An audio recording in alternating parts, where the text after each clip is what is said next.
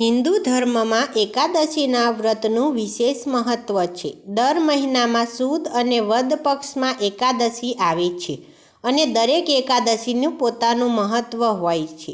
તેવી જ રીતે પોષ સુદ પક્ષમાં આવતી એકાદશીને પુત્રદા એકાદશી કહેવામાં આવે છે. એવું માનવામાં આવે છે કે આ વ્રત રાખવાથી યોગ્ય સંતાન મળે છે અને બાળકના જીવનની બધી મુશ્કેલીઓ દૂર થાય છે. આ વખતે પોષ પુત્રદા એકાદશીની તારીખને લઈને મૂંઝવણમાં છે.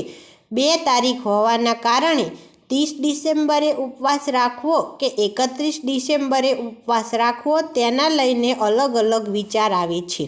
તો આજે આપણે આ વિડીયોમાં કઈ તારીખે ઉપવાસ કરવો તે જાણવાનું છે.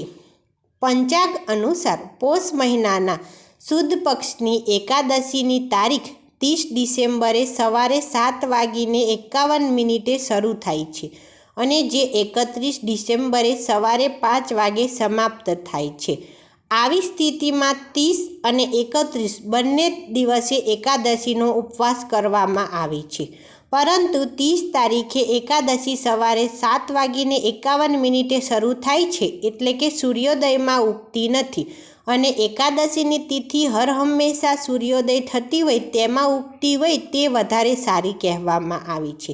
તેમજ દસમ સાથે એકાદશી છે અને 31 તારીખે જે એકાદશી છે તે સૂર્યોદયમાં ઉગતી એકાદશી છે. માટે 31 તારીખે એકાદશીની તિથિમાં સૂર્યોદય પણ છે અને દ્વાદશી યુક્ત એકાદશી પણ કહેવામાં આવે.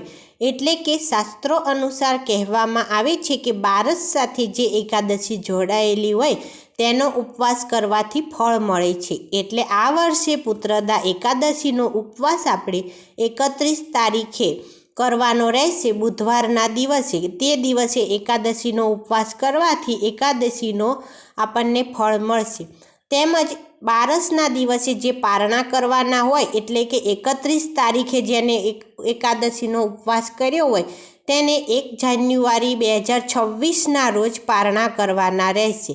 તો પારણાનો સમય સવારે 7:14 લઈને સવારે 9:18 સુધીનો પારણા કરી શકશે.